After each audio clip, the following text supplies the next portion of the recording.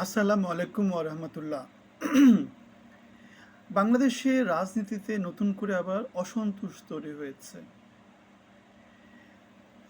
Geopolitically Bangladesh যেহেতু এখন একটু প্রেসারে আছে, সো বাংলাদেশের নানা ফোর্স নানাভাবে কাজ করছে। আমি ঠিক অ্যাকচুয়ালি জানি না আসলে কি হচ্ছে। এটা কি ইন্টারনালি জেনারেট করা হচ্ছে নাকি এক্সটার্নালি জিনিসটা আসতেছে। যেমন একটা কথা বলেছিলাম যে এতদিন আওয়ামী লীগ ব্যাকফুটে ছিল, এখন আওয়ামী লীগ ধীরে ধীরে ফ্রন্ট ফুটে আসতেছে এবং ইন্ডিয়া মোটামুটি ইউএসএ থেকে একটা গ্রিন সিগন্যাল পেয়েছে।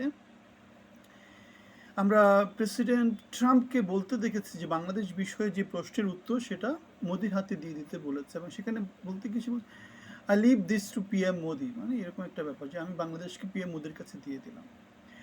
আমরা জানি আমেরিকা তাদের F-35 যে জঙ্গি বিমানটা আছে, ফাইটার প্লেন, সেটা নর্মালি সবাইকে দেয় না।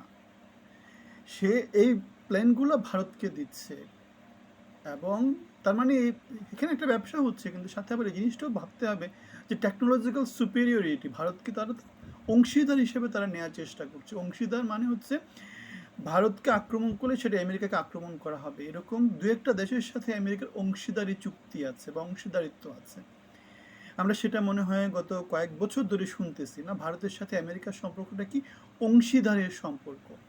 ভারতে আক্রমণ করা মানে আমেরিকাকে আক্রমণ করা, আমেরিকাকে আক্রমণ করা মানে ভারতকে আক্রমণ করা, এরকম একটা ব্যাপার। একজনের যুদ্ধে অন্যজন এগিয়ে আসবে।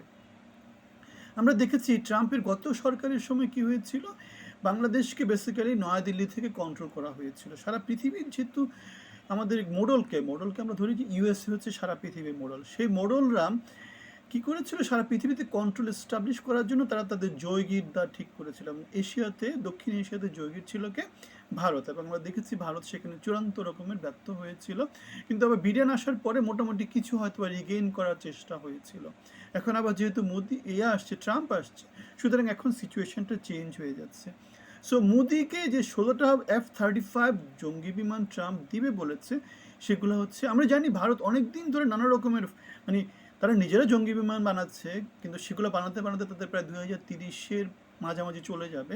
সুতরাং তারা তারা সারা পৃথিবী থেকে তাদের সিকিউরিটির জন্য, যেমন ফ্রান্সের থেকে মিরাজ বা ওইদিকে ইউএসএ থেকে F-35, এরকম ভালো ভালো বিমানগুলো তারা আনার চেষ্টা করছে, কারণ চীন অন্য দিক থেকে টেকনোলজিক্যাল সুপিরিয়রিটি অর্জন করার চেষ্টা করছে। তারা সামরিক বাজেট কয়েক গুণ বাড়িয়ে দিয়েছে, বিকজ তাদের জিডিপি, তাদের যে ইকোনমি, সেটা হচ্ছে এখন পৃথিবীর মধ্যে লার্জেস্ট। সো তারা এই সমস্ত ছোটোখাটো খরচ তারা করতেই পারে, আর তাদেরকে তাদের যে গ্রোথটা সেটা কন্টিনিউ করতে হলে জিনিসটা তাদের করতে হবে। সুতরাং ভারতকেও ওদের সাথে পাল্লা দিতে হবে, কারণ ভারতের প্রতিপক্ষ হচ্ছে চায়না, আবার ভারতের সাথে পার্টনারশিপ হচ্ছে আমেরিকার।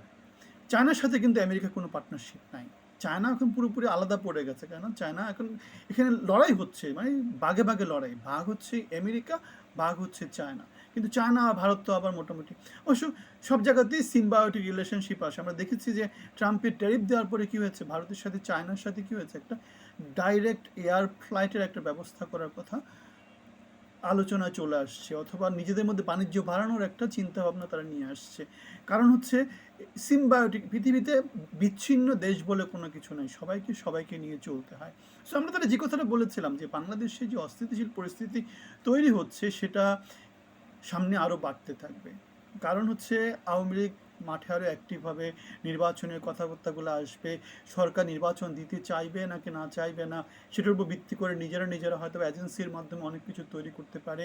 আবার যদি সরকারকে যদি অস্থিতিশীল করে দিতে চায়, তাহলে আবার বিএনপি নিজেদের মধ্য থেকে হয়তো বা নানা রকমের কার্যক্রম নিতে পারে।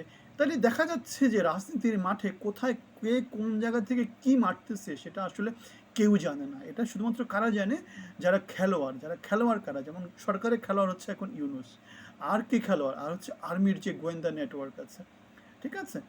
সো আমরা জানি সব কিছু সরকারের নিয়ন্ত্রণে আছে। এখন সরকার যা চায়, সরকার যা চায় তাই হবে, সব কিছু সরকারের নিয়ন্ত্রণে আছে। দুটো প্রতিপক্ষ আছে, একটা হচ্ছে সরকার, আর একটা হচ্ছে এই যে বিএনপি অথবা আওয়ামী লীগ, এই তো নাকি।